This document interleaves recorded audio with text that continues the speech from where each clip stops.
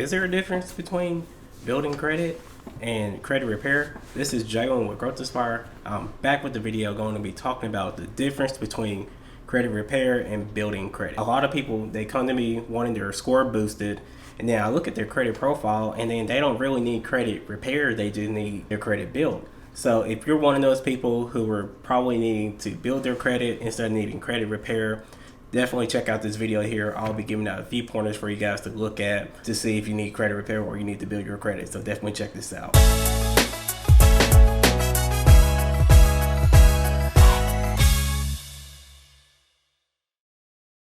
Let's talk about, is there really a difference between building credit and credit repair? A lot of times with people, when they apply for lines of credit and they get denied, they thinking that they automatically need credit repair. They may feel embarrassed. They don't know why they're needing credit to get repaired. They don't know why they got denied. So I'll be talking about in this video here, what is the big difference between the two. We have scenario number one. Scenario one is someone who applied for a line of credit and then they got denied, and then it shows that they had a thin credit profile. Ways that you can have a thin credit profile is if you only have one line of credit that is active, auto loan, mortgage loan, one credit card, things like that. So if you only have one line of credit, you can have a thin credit profile. So with that being said, you don't have the adequate amount of credit that shows that you are a responsible user. So the best way for me to really explain it is that you may not have enough lines of credit active on your credit report to show that you are a responsible user. If you are one of those people who have a thin credit profile or you don't have, definitely do not feel bad, as there are different options out there. I'll leave a link for you guys to look into on how you can build a solid credit profile. I made a video about this not too long ago and I'll leave a link for you guys. So here is scenario number two. Same thing with the first scenario. You can have someone with a thin line of credit.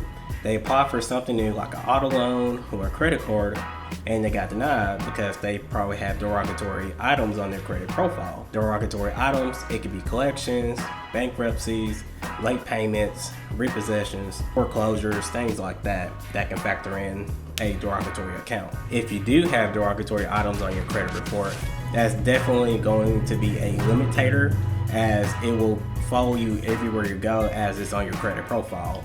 And a lot of times they naturally do not fall off up until after 7 years since their date it was open. So if you do have derogatory items on your credit report, you may be a candidate for credit repair, as if you do get credit repair, you can work with a credit repair specialist who can get those items removed from your consumer credit report almost like it never happened before. Definitely something that you want to look into.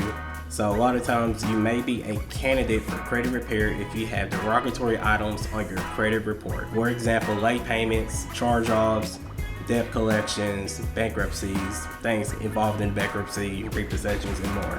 You may be a candidate for having your credit built if you do not have things like that on your credit profile, but you only have little to no credit history on your credit report. So if you only have one credit card that was closed 3 to 4 years ago, you don't have any other active lines of credit, and that's the only thing you got, you may be a candidate for having your credit built.